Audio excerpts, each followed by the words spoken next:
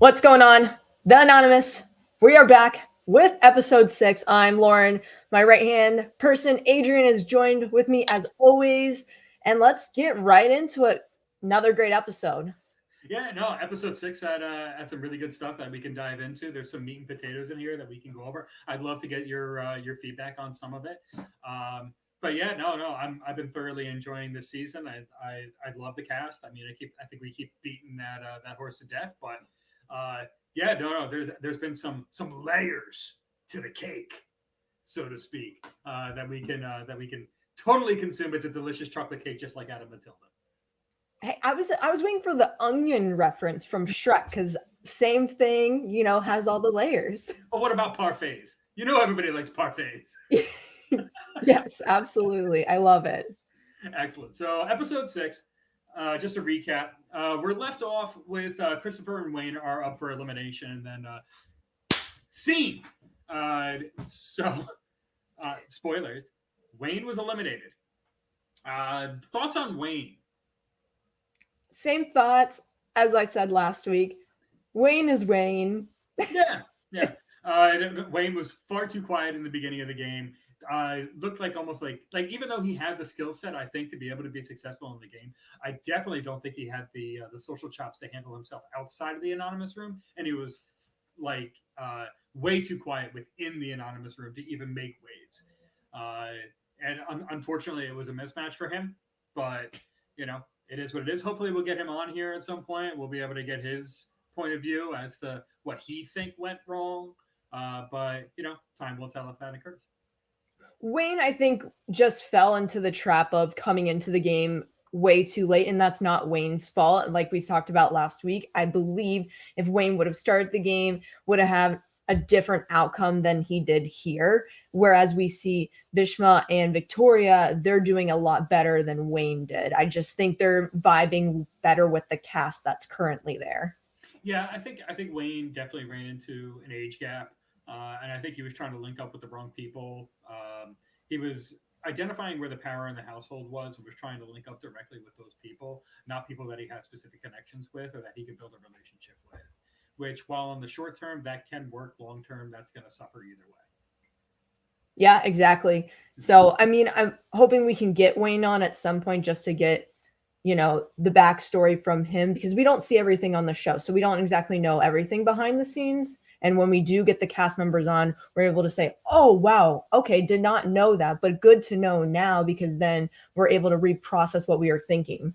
Absolutely, absolutely. There's a lot of behind the scenes stuff that we're just not getting, and I feel like Wayne's edit was pretty low key to begin with. I mean, he was really only on the show for what, 2 days? Yeah, really. If you think about that, it goes so quickly. That's the thing.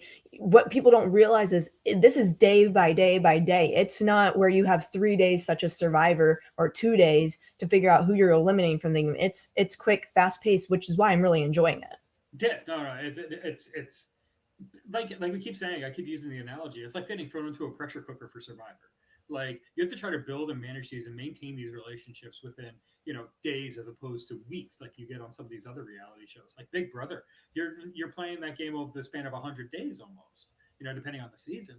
Survivor now you're still playing over 26 days. These people are playing this game over the span of 2 weeks, 14 days. Right? Yeah, it's got to be mind-boggling to try to navigate that socially. But the thing that's equal about it, even though it is a pressure cooker, everybody's playing with the same set of cards. Hmm. Everybody came in with only a day to make these relationships. However, in the anonymous, we have 3 players that didn't even get that period of time. Right. So it makes it extremely difficult. Yeah. Anyway, so diving further into it, so we find out that Jack is the anonymous again. Shocker. Color me shocked. He's doing great. He's like Jack is a mastermind of this game right now. He is the alpha dog. He is the person who is choosing and selecting who is going home. He has all the power in this house right now. I mean, challenge me with anybody else that's playing as good as him right now. No one is. The thing is, here's my problem with Jack. I love watching Jack play. I just think maybe a little too hard, too fast because people are catching on to Jack. And that sucks because I think he's absolutely playing the best, but he's been playing the best for so long that I just don't think he's going to win. I agree. I think that he's going to have an uphill battle to try to get to the end because I think his threat level is just so high right now. Um, but there are a couple of people in the household that are, starting to escalate their threat levels. I mean, we still have Xavier, we still have Nina. There's definitely some other fish that could be fried in place of Jack in the meantime. So, Lily is still my sleeper right mm-hmm. now. I just watching Lily's gameplay from the beginning to what it is now, absolutely incredible. I'm loving her game. I just think she had to get the wheels going, and it's been working great for her. Yeah, no, I think Lily's game has done a complete 180 from the first couple days. The other person that I keep my eye on right now is Victoria. Uh, Yes. her edit has been very very positive, uh, and it has been shown that she's willing to separate personal relationships from the game, and the gameplay that she has had strategically has been very sound. For sure. The thing I know we mentioned this too. It's going to be really hard for me to accept someone coming into the game late to win the game. Mm-hmm. However, being able to overcome having that disadvantage and then winning the game, that's actually super impressive to me. Yeah, yeah. No, it's been. I mean, I had her wrong when I first, her first episode. Like, I thought she was just going to be Sydney 2.0, and she's only interested in Chris or whatever. But then we start seeing from the first episode that she's in, and progressively that she's willing to sacrifice her relationship with Christopher in order to move forward. She's proving that Cactus is a very very dangerous handle, a little prickly, if you will. She's got thorns, but yeah, no, she's definitely got some bumps and bridges in her brain up there. That's wonderful to see. So moving right along, we get Wayne reveals that he's an online police detective. There's some shock to that. There's some applause. Nothing of true note there. And we've talked about Wayne ad nauseum at this point. But any final thoughts on him before we move on? Just hope we can get him on. Mm-hmm. That's it. Like I said, we already brushed over Wayne. I just think disadvantage for coming in late to the game. Some people can't adjust as well as someone such as Victoria. Yeah, yeah. So Wayne reveals his light bulb, and yeah, it's just non-starter for a lot of people. Not too surprising. A couple wows here and there. Then we get a confessional from Jack that Jack pretty much lays his hit list out for the next couple rounds. He wants to target Beastma, Dylan, and Lily. Those are like his top three targets going forward. That night, we get a confessional from Nina, thinking that maybe this is going to tip the scales in the women's favor. Now that Wayne is out, and hopefully we'll start seeing the women do better in the game moving forward. Uh, there's definitely like pros and cons to creating alliances around identities, and being a female alliance. I mean, they're so deadly. You know, anytime that you're basing an alliance off of an exterior factor that other people can't get into, be it sex, race, religion, however you want to say it. We've seen it play out in multiple seasons across multiple shows. It's an impenetrable alliance, and it's the most dangerous for there to be from a person who's coming from the outside of it. So I think we're going to see that moving forward.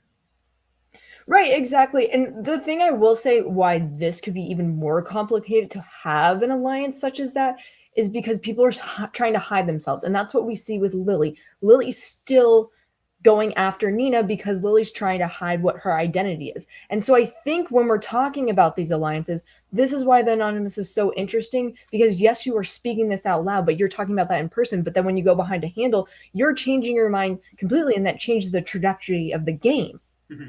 And that's why I'm still kind of like, yes, that is happening to an extent, but at the same time, not really, because there's still being people up for elimination when they said they weren't going to do that, but they still are doing it. Yeah, and I think it's extremely hard in a game that's like this for an alliance to dominate it because it only takes one person to make the choice to send somebody home. And since a single person has that power, it's nigh impossible for you to muscle a game like you can like Survivor or like another game along those lines. So yeah, no, it'll be interesting to see how it plays out. I think that this narrative is gonna continue over the next couple episodes, but we'll have to see how it plays out. Everybody is talking about how this is a reality show and these are real people playing this game at that point. Uh, I know we touched on this at one of our other podcasts, but yes, these are real people. These are people with real relationships, and I love that the show. The fact is shining a spotlight on this to kind of show that these people are aware that they are on a show and they are acting a certain way because they are on a TV show. This is not who they are in real life, even though the relationships are real and the bonds are real that they're creating with these people. The gameplay is separate, and I think we as an audience need to view that as well. Definitely. And the thing about this game, it is set up for lies, for deceit. Yes, you can have that one-on-one conversation with someone, can be super genuine, super real, but at the end of the day, they are playing a game because they're going to have that conversation face to face, but then go behind a handle and be someone completely different than what you had just spoke to face. And that's what makes it so difficult. But the fact that there's recognition of this is a game, we can probably be friends afterwards. If you take it personal, that the way I see it, if you take it personal, that's on you. You knew you signed up to play a game. Yes, they are real people. Everyone has real feelings, but I still think if you got outplayed, you got outplayed. Yeah, no. If I'm playing Monopoly, my job is to bankrupt every other player on the table. No hard feelings, no nothing. But if you land on Boardwalk, I'm not giving you a free pass. Like Yeah. and I think people need to view these games in that light. To that note, we do get a thoughtful, connecting confessional from Jack, uh, specifically, and he's like, "I don't want to be seen as a devious person, but the game demands it." And there is gameplay versus real life on the table here. And I know that I follow a lot of these people. Actually, I think I follow all of them on social media. They've been very pro posting that they all have a good relationship with each other. Mm-hmm. They've been visiting each other. They like the life after the game is separate from the gameplay that's happening and the lying deceit that's happening in the game. And we should just be more cognizant of that moving forward. I think just as a viewer base. We've seen it firsthand. We know that they're hanging out with each other post show. You see it on Instagram, as you just mentioned, which I love to see because that shows me these people recognize we are all competing for $100,000, but then a day there can only be one winner, and we can have relationships and friendships after the game. But we're here to play hard, which I appreciate that as a viewer. I don't want people to go in there and just have the specific storyline. They're okay. Oh, I don't win. No problem. No, I want you to play to win. I want to see the gameplay. Yeah, no. The gameplay is what makes a lot of these shows and the conflict that arises from the gameplay. Like, I don't want to see necessarily conflict that's based on bigotry or chauvinism or anything like that. I don't want to see that conflict, but I do like seeing gameplay put people into positions where they're forced to make difficult decisions that could affect other people's gameplay. I do want to see that. Yes, and think about it. The conflict between Dylan and Christopher, spot on, so good, but it was because it was about the game. Mhm. That's why the whole argument stemmed. It's because they both felt some type of way about each other. Dylan approached the situation and let Christopher have it. Was it anything really personal about him? No. And he just made the bold statement of, yeah, a little bit of the dig about the not funny part. But, But then he followed it up with like, "And you're hot," like. yeah, exactly. So there's some playfulness to it, which made it so much better. But again, Dylan with a bold statement. If I'm the anonymous, you're out of here. Yeah, and No questions asked. 100% a gameplay thing. Like there have been some cringy things that have happened on reality shows in the past. Like we talk a lot about Survivor on here. We've seen some real cringe stuff over the years. Mhm. But like it's 2024. Those people don't necessarily get cast anymore on any of these shows, which I'm all for, absolutely. And that's not the conflict that we're looking to see on a television show, unless like it's a specific show geared towards that, but not in these types of shows. Reality competitions where people are, competing for a prize money and they're playing a strategic game. I don't think that there is a place for any type of conflict that's based off of racism or anything like that. So kudos to finding the right people for the cast. Once again, this is the thing that we love about this show so much is that the cast is just chef's kiss. All the way. Yeah. So moving right along, We have Xavier and Andy talking, and they're basically saying exactly what we're saying. This is going to get ugly soon. Hmm. Developing relationships and starting to backstab. And Xavier he needs to know who's putting him at risk. He needs to know who's against him. Uh, and he's like Robbie was one of them, but who were the three others? And then that's what's going to play out over this episode here is that it's a very Xavier heavy episode, and what is happening around Xavier, because it seems like Xavier has lost a lot of power in this episode. Right. Xavier at the beginning really had that group formed, that alliance, started that group. But then as it progressed, I think people just recognize Big Brother. Xavier won Big Brother. Maybe we can't keep him around as much anymore, which makes total sense. Xavier goes in there knowing I have won this show. People know about it. You got to have that in the back of your mind that at some point you're going to become a target. And he's going around, I don't blame him, trying to figure out who went after him. But it's going to be hard. No one's going to flat out say, yeah, I went for you. Why would you ever do that? You can't. Yeah, no, it's kind of rattles him a little bit, I think, because he reasons that like it's gotta be his allies that are doing it, Mm-hmm. which is savvy on his part, because I don't remember. I know Nina has been one of them, but yeah, no, they're people that he's aligned with that are putting him at risk.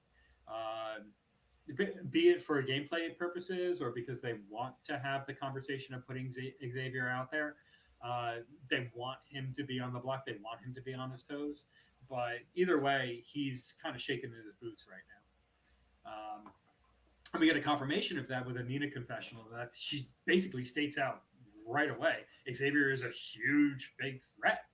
He's like, he has experience. Little does he know I put him up. You know, uh, yeah, no, Nina's spot on with her targets, and I think that she's playing a great game right now. The only thing that I think that's a problem with Nina is that she doesn't know that Jack knows who she is.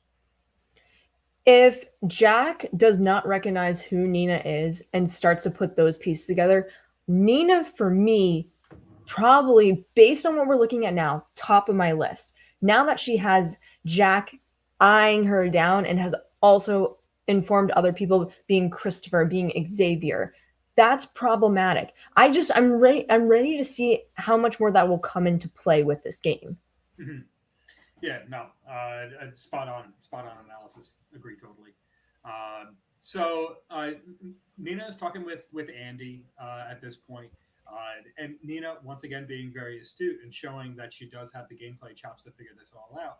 She's like, whoever was the anonymous is an OG player, is somebody from the original group because a new player wouldn't get rid of a new player. Since Wayne left, she's reasoning that Bisma nor Victoria would be the one to get rid of Wayne, and I think that pretty logical, you know. No, it's a great analysis. Nina has awesome reads. My only concern though with Nina sometimes, does she share too much information, do you think, with people? Does she give off what she's thinking in her brain and just, zapping it out a little too much?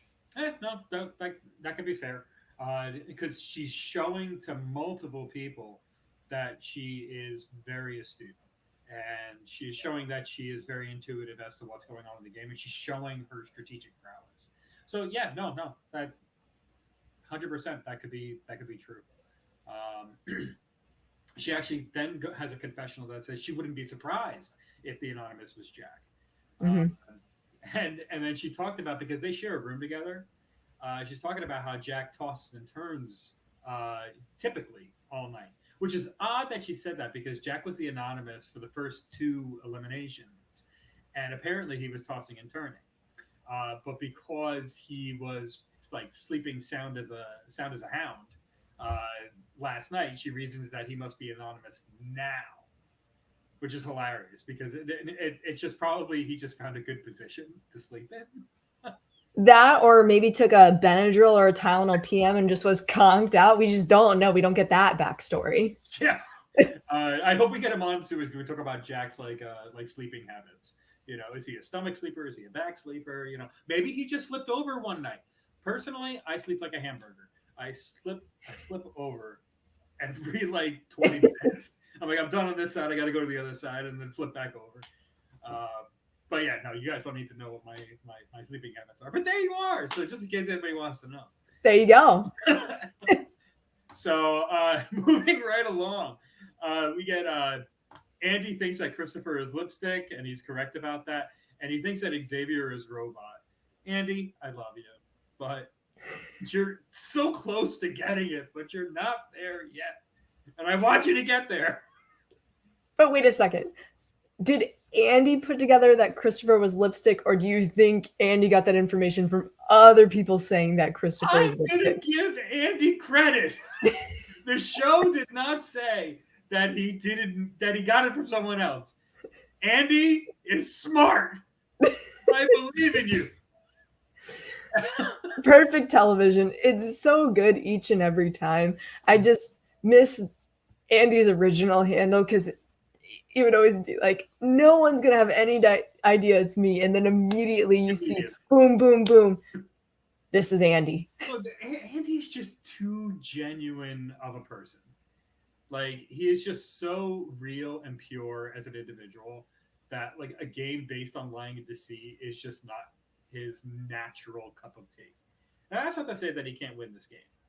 I'll be surprised if Andy wins this game. I will be pleasantly surprised. Mm-hmm. But this is not a game that comes natural to him. No. I feel like he wouldn't be a good poker player. I don't think Robbie would want Andy at the table, but maybe she would Andy at the table because then Robbie would win. But if it was a team event, yes, no, not at all. I feel like he's got a ton of tells. He's a heart on his sleeve kind of guy, and he's Andy. He's Andy mm-hmm. King. You know, he's the bottled water guy. you ever need bottled water? You ask Andy King. I think that's how that works. Love you, Andy. Anyway, we do. We really do. This podcast loves Andy. So we get a confessional from Jack, and this is kind of piggybacking to what you were saying earlier. And Jack really comes out with it. He says, "I want to be the front runner. I want control. I want to run this game." He wants to get rid of Xavier, but he doesn't want to get rid of him now. He has a target on Xavier, but he's got other fish that he wants to fry. He wants to get rid of, I believe it was Bisma, Lily, and Dylan. Yeah. So he wants to get rid of those people first, but Xavier is like on his hit list after that. So he wants to get rid of him, just not yet. See, the only problem is I just wish Jack could maybe take a step back for a second because you don't want all the power in the game because eventually it does catch up to you. Let someone else have a chance at it or kind of go a little more under the radar. You can be at the top for a little bit, but then take a little bit of a back step and then rise up once again when the numbers start to dwindle. Mm-hmm. Yeah, I think what we're seeing from Jack is that he's starting to get a little cocky. I think he's starting to. I think that he sees that he's playing a really good game, and I think he's going to start getting more loose with it.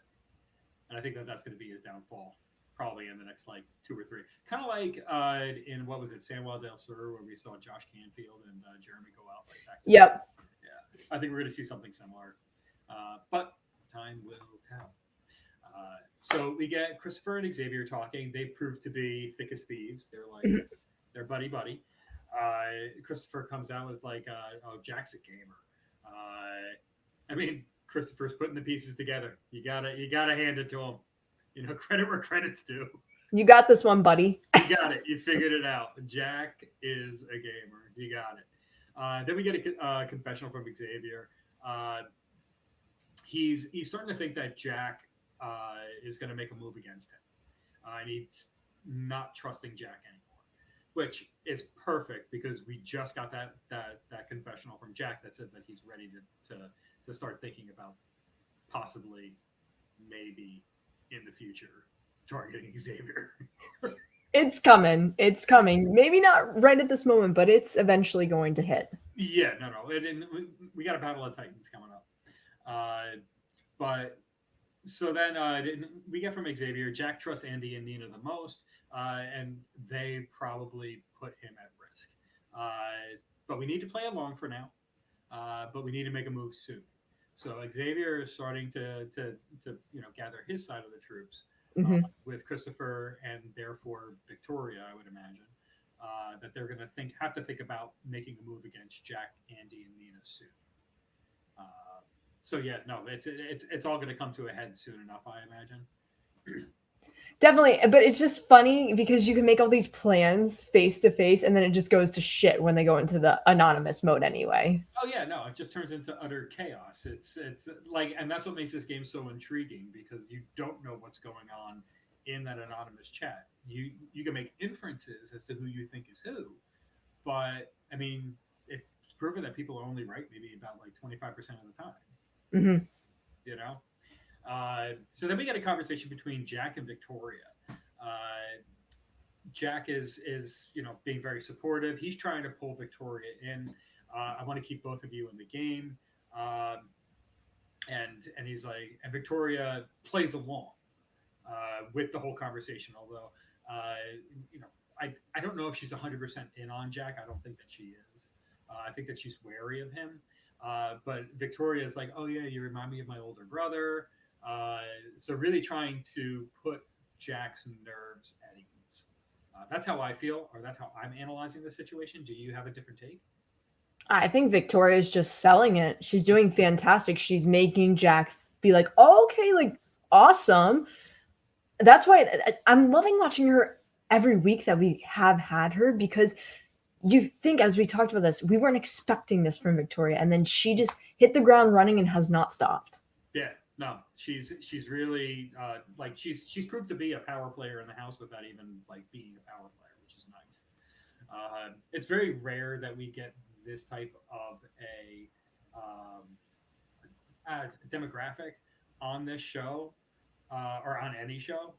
It's usually like people who are extremely attractive are usually not portrayed as being an intellectual strategist, and it's proving that Victoria not only has the looks, but she's got the brain to match it. Yep, the strategic chops. Yeah, yeah. She's got the social chops for it. She's a triple threat. Hmm. And I'm sorry for not giving credit to her earlier in her first episode. We got like whispers of it, but yeah, no, she's really proving to be a formidable threat to win this game. Uh, so we're starting to get we actually get a wait, hold on, I just lost where I was in my notes. Oh bollocks. You're good, no worries. Yeah, no. I'm usually really good at this. We get a Victoria thing that she doesn't trust Jack. He's giving her sneaky vibes. So another affirmation on point, Victoria. She gets a big W. Uh, Jack is starting to plant seeds of Xavier's threat level. He's trying to create tension. Victoria agrees with him. Uh, but yeah, no, that's all piggybacking onto Victoria's game looking so strong right now. So then we move over into the challenge. The challenge name is Sum It Up. This one was so good. I was very happy with this challenge. It said new, fresh challenge, and it made it so interesting because you have to decide as a team what you're going for. Mm-hmm.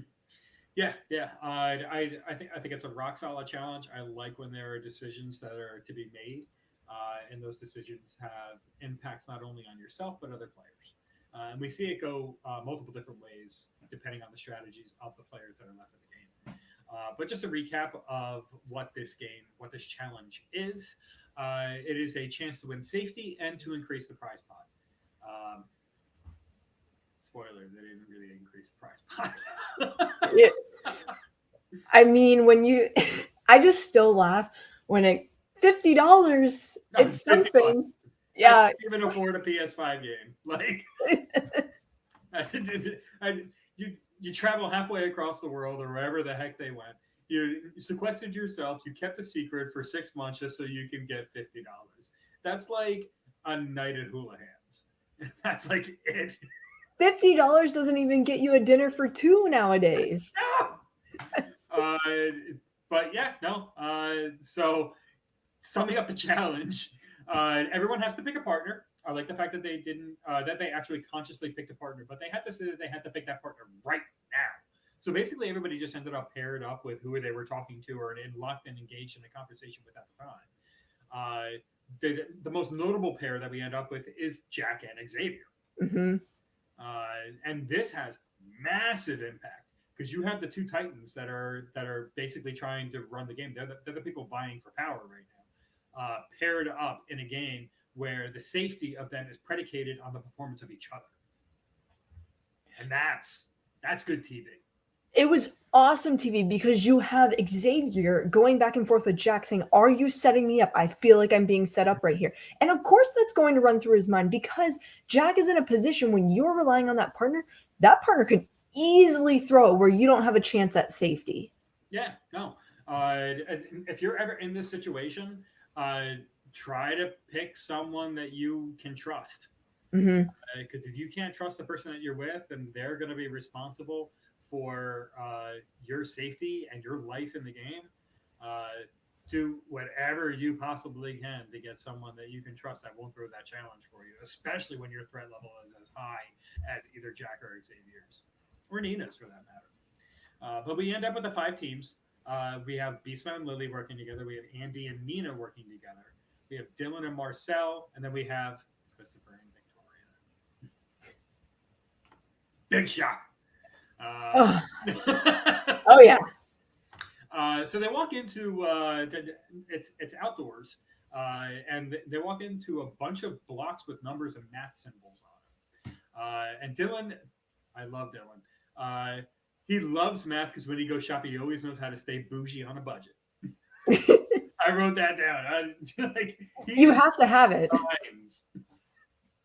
Yeah, I mean, anytime you get a Dylan moment, it's gold. It really is. No matter what Dylan says, it doesn't matter. It's perfect. Yeah, yeah. No, he didn't. He's got a way for words. He's got an aura about him. He is just a sparkling majesty of happiness.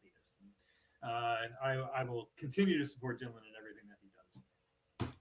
But the challenge is to stack blocks to make an equation that makes the sum of one of the numbers that's on Danny's screen. So Danny's screen is in front of them. It's a small, like 12-inch screen that has 9 numbers on it. They have to choose one of these 9 numbers to go for before starting the puzzle.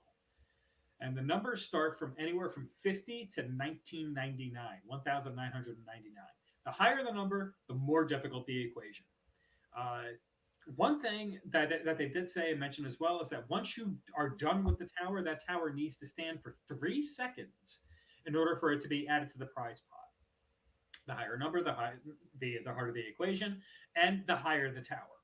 Uh, and one member from the winning team will be safe, which is left very innocuous. Right. You don't get specifics on that. You just know that one member is going to be safe. It doesn't say how that is going to be determined. So that's also going to be running through your mind when you're trying to complete this challenge. Two big standouts for me. The fact on the 3-second hold, because a lot of time people to keep it balanced, they have someone at the top, someone at the bottom just to keep it steady. And then once you let go, it could go kaput. And you don't know that's going to happen until it does happen. So that's problematic number one. The other issue that you run into is the height differences. This is tailored to people that are taller, which just makes it difficult and why people, I think, factor into their choices because if it is going to be a long equation, it's going to need height. And if you don't have it, you don't have it. So I think the smartest bet is to go for the lower numbers. Absolutely. And one thing, this is an outdoor challenge. So I don't know if they did a weather report before this challenge was chosen, but it just so happens that it is a rather windy day and it looks like it's on the top of a hill. So they didn't really, from a production standpoint, they made it as hard as possible for these people because these blocks, they don't look like they have any weight to them. They look like they're made out of like styrofoam almost, or they're like yoga blocks. And I don't know if you've ever tried to stack yoga blocks before, but they're a little finicky. They're light. They're easily pushed over. They have no mass to them. They may be large, but they are not very dense. So the wind ended up being a huge factor in this challenge. But the first thing that Jack wants to go for the highest number. He wants to go for 1,999. He's like, I'm a math tutor. I can do this. And Xavier is, we're starting to see a little conflict here between the Yes. two of them. Because we're seeing that Xavier is worried that if they don't get it, he'll be going home.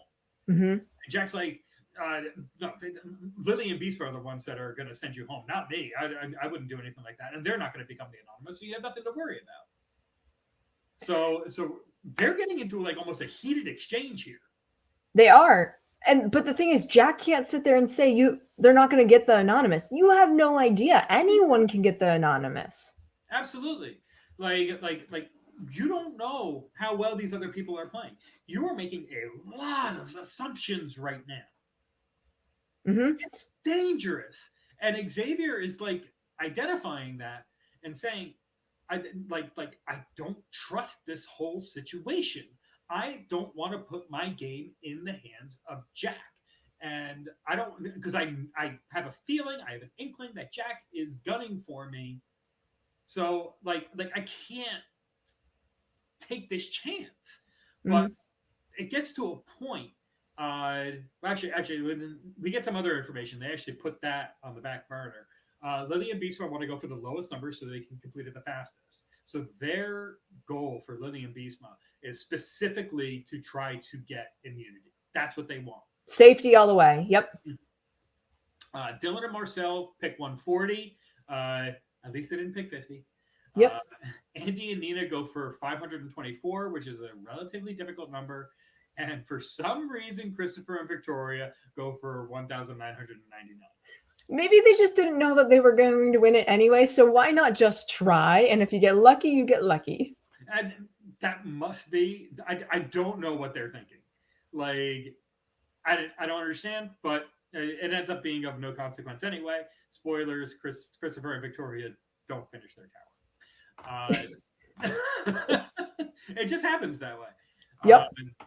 Now, the one thing that I thought when they were designing this tower, I thought it was interesting that they had to lock in the numbers before they started the challenge. What I did think, if they were going to do this challenge again in the future, I would love to see them, like, they can build the tower as many times as they want and bank the money as many times as they want.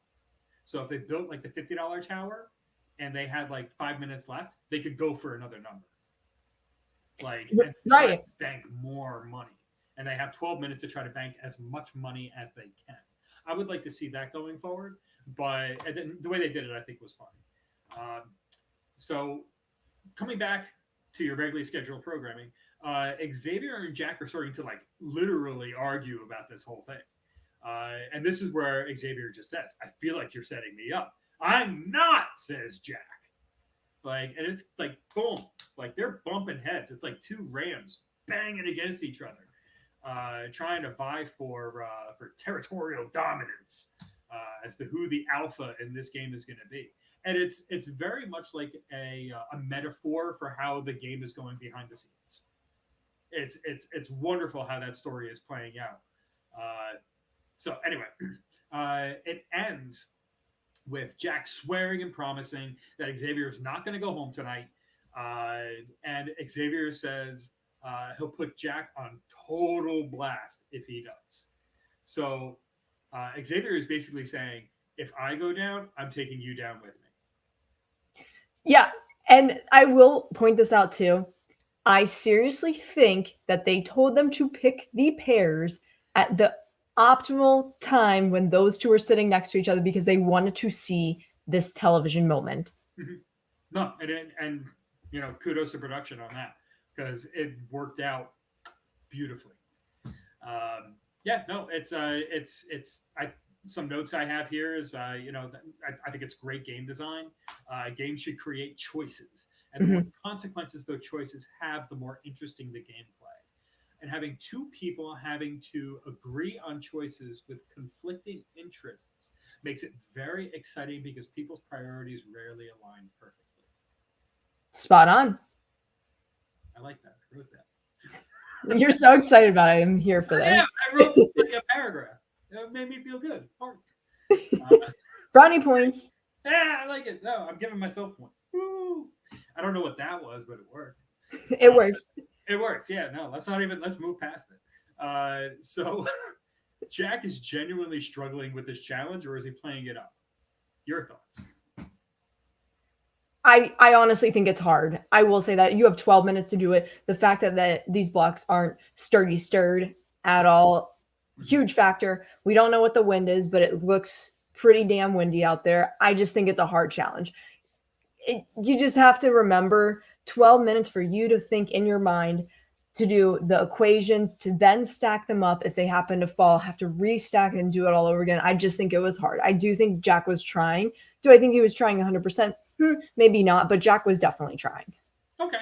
Okay. Yeah. No, I didn't. I definitely think that there was the opportunity, and I don't think that it was his intention going in on the challenge. But I think once the challenge was underway, I think that it wasn't clicking the way that he thought it was going to, and similar to how you just said it, I think that he just sees an opportunity to not put his all into it. But we would have to wait until we hear directly from the flamingo's mouth as to what the real, genuine intention was there.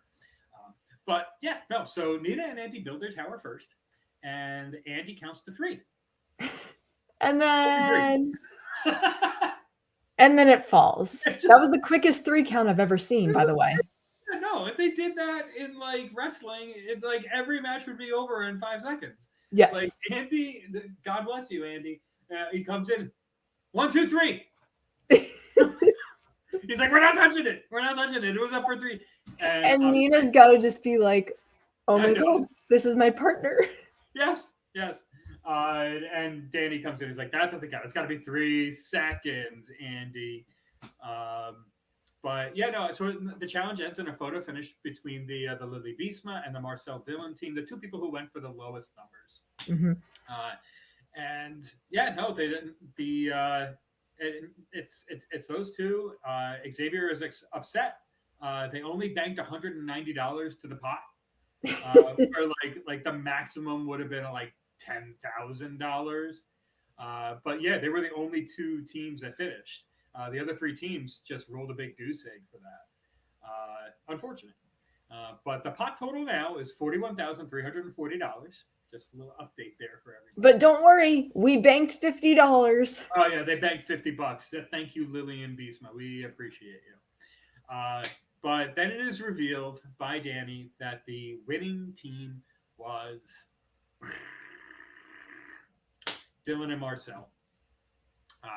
And Dylan, so we didn't know how it was going to go down as to who was going to get the immunity for this round or the safety from this round.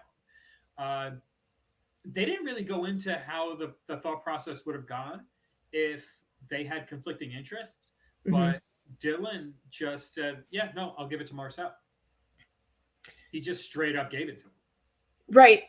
I don't hate the play. And I think one of the things that could have factored in with the play was the fact that Dylan did take Marcel's box at one point in time earlier in the game, did get safety from that. So maybe he's just saying, you know what? I took your box. Let me just give it to you here. I still could be in danger, but at the same time, I feel confident enough where I have enough people that would keep me to stay. Yeah, no. I thought it was an interesting social play on Dylan's part. He's trying to play it as social capital, so that way he can maybe cash in on that, and maybe if Marcel has a favor, that maybe Marcel will return that favor in the future. And that has about a 50-50 chance of working out. We've seen that many times on a ton of competition shows, and it probably works out about half the time. I don't have the stats on that. So we get into anonymous mode. Let's go. We're diving right in. So Popsicle Dylan starts the combo off. Xavier will be up for elimination tonight. Bring in the fire. Just blasting Xavier right from the start. And, spoilers, this chat does not go very well for Xavier. No, Xavier gets railed here, but I also think Xavier was aware enough to know this was probably going to come, because the fact that he was going in on Jack, he has the awareness. That's what I always appreciate about Xavier. Xavier knows when it's coming, knows when it's not going well. Yeah, no, he's got fabulous intuition on other people's intentions in the game. Um, yeah, no, Nina jumps on board with that. Xavier looked really nervous today. Cactus Victoria jumps in. Xavier needs to be eliminated. The chat has just started. You already have 3 people ready to like blast on Xavier. Uh, Not looking good. Andy tries to divert off of that, and he's like, well, Lily and Beastma didn't really contribute that. And Lipstick Christopher agrees with that.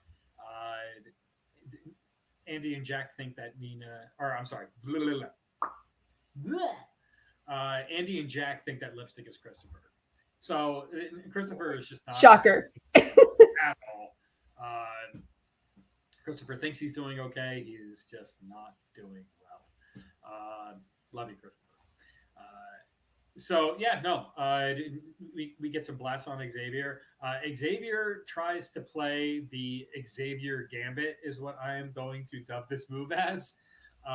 Xavier jumps on the wagon initially to target Lily and Beastmo. Sharp and aggressive. They contribute nothing. Xavier, you tried one thing and then you're going to pivot in the future. And I think that that's going to be your downfall for not winning the Anonymous this week because you made that pivot. Yes, the problem that he runs into is he didn't stick with his original game plan. I think when you go into the anonymous mode, you have to stay the course throughout that entire round, because then I believe it was Christopher maybe last week that switched up what he was doing, and then people caught on to it and said, all right, confusing because you said one thing and then you just did another. And so I think Xavier runs into the same problem. Yeah, no, it's unfortunate. He starts with we need to target Beastman and Lily, but he changes his gameplay halfway through the anonymous mode, which is probably, like you said, it's just not a good look on him, and I think that it kind of spoils his gameplay a little bit. For sure. Marcel is trying to mask himself by throwing shade on Dylan and himself, spelling his name wrong on purpose. With I think it was 5 S's in the name. Yeah. Just really just one step thinking. Beastma immediately chimes in, that Marcel has to be Snake. And Beastma starts to really lay into him and literally calls him out like by name in the chat. I'm glad you agree, Marcel. Like literally talking to Marcel in the chat as if like she's trying to signal to everyone else in the chat that Marcel is Snake. So she's like basically trying to rip his game apart. And then people just start calling out people in chat. So being that this is happening, let's talk about Marcel a little bit, because we haven't really talked about him much this game, or at least this episode. These are the insights that I had thinking about it. He's a YouTuber. He's a video game YouTuber. I did a little bit of research on him. While you're entertaining and you can,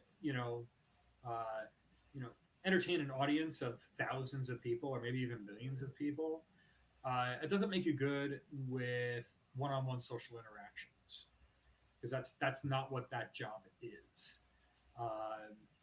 And I don't know a lot about his repertoire, at least for what he plays, but it doesn't seem like he plays like a whole bunch of really deep strategy games or anything like that. It seems like he is an entertainment YouTuber. And unfortunately, I don't think that occupation and that skill set that comes with that, which is a great skill set to have, I don't think that translates very well to this game. I think Marcel's biggest thing is there's so many big personalities. And at first I thought Marcel was going to do really well. And not to say that Marcel isn't doing well in the game, but just there's so many more people that are bold that I think are getting the screen time, and Marcel's just not getting that, especially because we talk about someone such as Lily, who's a little bit quieter and everything, but she's doing things within the game where you have to show the moves that she's making because those are important moves. Whereas Marcel's moves, they're not being showed because I don't know if they really actually relate fully to what's going on in the game. Yeah, no, that's that. It doesn't seem like he has any agency in the game right now. Right. That may change in the future as the Titans kind of start taking each other out, and we might see some new power structures evolve from there. But from the strategies that have been shown that Marcel has employed so far have proven to be lackluster and not having any gravity to the game at large. But maybe we'll see something change. I It's unfortunately, happened. yeah, It's happened before. So that's what I'm saying. There's still hope for there's a lot of game left. So maybe it's one of those things where we're seeing, yeah, at the beginning you were there a lot more. Now it's the slow burn. You're kind of completely docked on the wayside right now. But he could evolve. He could figure something out. We just don't know yet. yeah, no, he would have to do a complete 180 hours transformation because he's recognized his own problem, but he hasn't. Because he said, "Is like I need to make more connections with people. I need to be able to be more vulnerable with people, etc." But we're not seeing that strategic decision play out. He may not have the social chops to be able to employ the strategy that he wants to. Mm-hmm. I think that's going to end up being his problem. He has to like learn to be like more emotionally connected and empathetic with people, and that's something that takes years to develop. It does. Because you, as you said, he sees the strategy. He's just not able to execute on the strategy because his social game is not as good as the rest. Yeah, yeah, and we never know what's going to happen. But for me, I think Marcel has a very, very low chance of winning this game. I agree. Anyway, so we get to the vote, and I'll just go through the votes real quick. So we get Flamingo Jack voted for Dylan. We get Robot Lily voting for Nina, still trying to stay under the radar. And then we get uh, Lipstick Christopher. He votes for Beastma, uh, telegraphing what he did said earlier. Lightning Andy is voting for Lily, telegraphing what he said earlier. Snake Marcel is voting for Dylan because he's trying to stay incognito. So he's trying to target the person that gave him immunity. And then we get, count them, 5 people put Xavier up on the block. And those 5 are Popsicle Dylan, Eagle Beastma, uh, Fire Nina, Cactus Victoria, and then the big gambit. We get Scissors Xavier puts himself on the block to try to play super high risk play from Xavier because I feel like he feels his goose is cooked right now. Like he is like full foie gras right now, and so Mhm. he's just throwing whatever at the wall to try to win the anonymous because he feels as though that's the only way that he is going to save himself. Right. I appreciate the effort. You have to try, and that's the thing I appreciate about Xavier as a whole and how he comes to game because he's doing everything he can to stay in here. There's the problem, I think, just not sticking with what you kind of said in the chat and then reverting because Xavier didn't talk about himself as Scissors. That handle never spoke about Xavier. It spoke about other people. And I think that's where you kind of gave yourself away. Had you spoken about yourself, I believe people would have taken the bait a little bit more. Mm-hmm. Yeah, no, because this is where we were talking about previously, where he pivots. Like in the chat, he was talking about Beastman and Lily, but then when it came to voting, he puts himself up. Mm-hmm. So he changed his perspective in the middle of a chat. Right. And that's a tell. That's a tell. But like, I get it. I respect the game move. It's something that I would have done to try to throw my like the scent off of myself. But we're gonna have to see how it plays out because I we don't get the final results of this until next week. But it's not looking good. No, not at all. But again, I commend the gameplay. You were there to play hard. Oh yeah, yeah, yeah. And what's harder than putting yourself on the block? That's like the ultimate move that you can make. I mean that's very similar to giving up immunity in Survivor, like and throwing yourself in the fire. Like it's the equivalent of that, I think. Anyway, so the aftermath. The women start talking. They think everyone wants to get rid of Dylan. I don't know where they're coming up with that. It seems like Out of everyone's left trying to field. raise their Yeah, that's what I'm saying. It's interesting the combos that they pick and choose to show us because all of a sudden Dylan, yes, it was mentioned before because people were angry that Dylan, Marcel, and Lillian Bishma went for a lower number. But again, I thought people were more so wanting, Lillian Bishma out. Mhm. Yeah, no. It was interesting. I think that's just red herring stuff right there. One thing that I did note, and this is adorable, Victoria and Christopher are now referring to themselves as Vistifer. Yeah, There you go. that's the big brother staple right there. Put a stamp on it. That's how they always refer to the showmances, the couples, and now they just refer to themselves as it. I Yeah, mean, you can't make it up. yeah. You can't make that up. You can't make it up. Now it's official. Now it's a real relationship. And I don't watch a whole lot of relationship in these shows or anything like that. I'm more in it for the strategy and the drama that occurs for it. But I just thought it was a little adorable, so I just wanted to make a note there. Anyway, so next conversation that we get is a scene between Xavier and Dylan. Dylan tells Xavier that he thinks lightning is Andy. Xavier says the new handles were cactus, popsicle, and scissors. Xavier's trying to come off as supportive and thoughtful towards Dylan, and Dylan is just making weird faces back at him. I just don't think Dylan's having it. That's the problem. I It's think just not sticking. yeah, Xavier's game is like really falling apart extremely fast right now. Yeah, no, Dylan is just not buying what Xavier is selling right now. Xavier is just feeling so much pressure.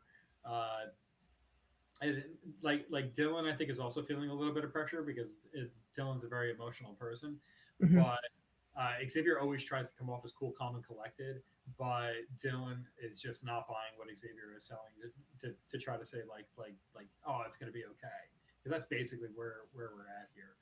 Um, yeah, and then he gets so emotional to the point where he's like I need to wear some sparkly shit. Because like Dylan, he needs to have his outside match his inside, and and I appreciate that. I'm a big like fashion guy. I like what I wear. I care a lot about what I wear, and I feel like Dylan's very same about that. And that's like a if he wears sparkly stuff on the outside, he's going to feel sparkly on the inside. I appreciate that. If you're not following Dylan on Instagram, definitely should. You can Oh, see he wore all. the greatest pair of sunglasses the other day. I was so jealous of him. That's what I'm saying. And you just never know what Dylan's going to wear, but it always delivers. It does. It does. Guy's got impeccable fashion sense. Um, so Jack Lilly needs. I'm sorry, Jack Lilly and Marcel talk. So we actually got a conversation with Marcel involved in it, even though we don't get him saying anything in the conversation. But he was there, which is important. He's actually in a conversation.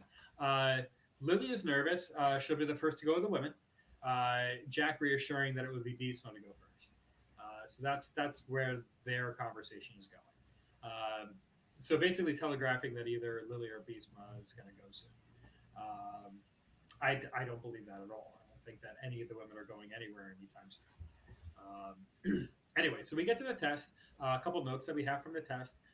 Dylan and Victoria think that Beastma is Eagle. So Beastma is not doing very well at masking her handle. Obviously, Beastma and Victoria think that Marcel is Snake. And Nina, Lily, and Andy, it wasn't shown here, but Andy, think that Christopher is Lipstick. So definitely is highlighting the gameplay that some of these players, namely Beastma, Marcel, and Christopher, are not doing a very good job at masking their handles. So then they start to they go through all the cliffhanger stuff. We get that the anonymous is either going to be Victoria or Lily, and at risk is just as a recap, we have Xavier, Dylan, Lily, Beastma, and Nina. And then it is reduced to we have either Xavier or Dylan going home next week. So, any thoughts regarding that? I've mentioned this before. I don't want to see anyone at this point really necessarily go home because I like them all. And that's the problem with having good cast. And I see now why sometimes you cast not great people because then when they go home, it's like no big deal. Uh, No, but seriously, it's not a problem because I would much rather see these people stay. But the fact that it's between these two, Xavier's just a power player. Anytime you see Xavier playing a game, Dylan is just unapologetically himself, super fun, brings a lot of energy, brings so much to the game. So it's just hard to decipher who would you rather see go home. And we're always going to run into that issue moving down the line going forward anyway. Yeah, no, I think the play here is to get rid of Xavier. Yeah, that's the play. Yeah, it's like Dylan's an emotional player. You could kind of anticipate what Dylan is going to do, whereas Xavier is a much more cerebral player. Uh, in which case, that he's going to be actively working against you uh, behind the scenes. Whereas if Dylan is coming for you, Dylan is coming for you at your face. Like he's the kind of person who's going to stab you in the front. Xavier is he's highly intelligent. He's very low key. He's even keeled. He's the kind of person that will stab you in the back, and you'll be smiling at him while he's doing it. So I think Xavier is a much more dangerous player to keep in the game at this juncture. I think that Dylan is someone that if there's a I don't know how the end game works in this. I don't know how they choose who the final person is. But if there's a vote to win, uh, similar to other reality show competitions, I think Dylan is a very very big threat to win a final vote. I think that he's just a very very lovable person. Um, but I think that as far as a threat to your existence in the game, if you're like Jack or Nina, um, or any of the stronger players in the game at this juncture, you're more worried about keeping Xavier in the game. Right. You want more people in front of you that have the higher threat level so you can still hide behind them a little bit because as they start to go, then you become the ultimate threat and you don't want to see that happen. So it's just, it comes down always to who wins the anonymous. Other thing you have to look at, we've seen in the past someone's had 4 or 5 votes, but they don't go home because of the specific person who won because they had someone else in mind that they wanted to send home. And we've seen before people going home out of nowhere. Casey, for Yeah, instance, out of nowhere, was not expecting that to happen. So I'm excited to see what it is. Uh, you know, yeah, no, could anything can happen, but I think Xavier is the right play for the two people that are up to get the anonymous, well, being and Victoria and Lily. if you think about it, if it's either Victoria or Lily, right? Dylan is side allied with the Women's Alliance Right. because of the LGBTQ connection. Uh, so Dylan basically aligns himself with that because he's like, yeah, I think it was last episode. It was like, yeah, women power, but I think it was like, don't target the women, but don't target the gays too. Like, keep us safe. And that was I'm kind of butchering the quote there if I can remember it correctly. I wish I remembered the exact quote. Uh, but he's more aligned with the women than he is with the men at this point in the game, and I think the women probably recognize that. So either Victoria or Lily do, regardless of who is the anonymous. I think both of them have a common interest to get Xavier out at this point. Unfortunately, Exactly. So the fact that they show those are the two that it's between deciding who goes home, I feel 95%, basically 100, it's going to be Xavier, unless someone wants to throw a curveball. yeah, You just never know. But again, if you're going based on people that you want to keep in the game and who you feel aligned with, whereas if they become the anonymous, they probably won't send you home. Dylan is the right person for those two ladies in particular to keep in the game. yeah, no, he's they're more likely to, or Dylan is more likely to work with them in the future than Xavier is. So, and I think both women who are potentially the anonymous are savvy enough to recognize that. So, I think I'm sorry, Xavier. I think your goose is cooked. Unfortunately, I agree. But Um, yeah, you did Adrian, great. But yeah, he played. Here's the thing, Xavier played well for what he was given, yeah, having that instant target on his back. So we'll see what happens. But again, it's just I think it's game over, which is unfortunate. However, I wouldn't want to see Dylan go. So it's yeah, it goes either direction. It's just a lovely cast, and we say that on many many occasions. However, do you think there's anything else to add from this episode? I mean, we covered No, we picked it apart. every bit, every piece, every scrap we could have. And that's what we do on this channel. We pick it apart, we analyze it, we break it down for you to give you the most in depth coverage on the Anonymous found on the internet. That is our goal.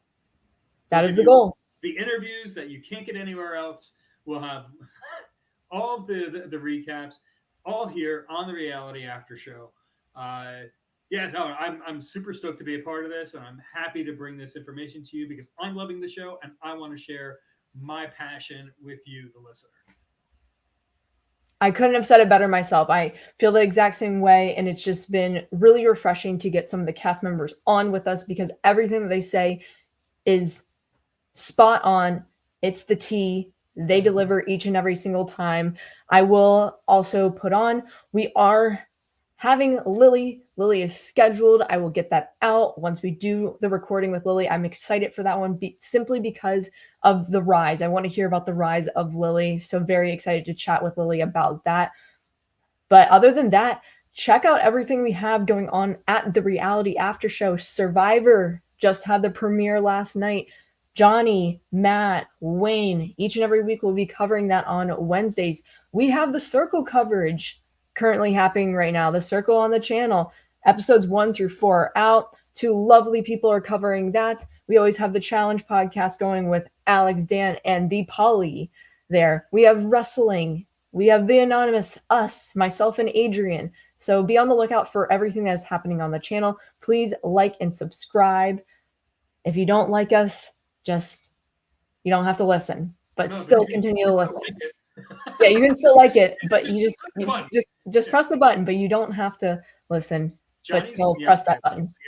We need to have more post engagement. So drop a comment. Drop a comment. Let us know what you're thinking, because if you have questions for these cast members, tell us. We'll ask.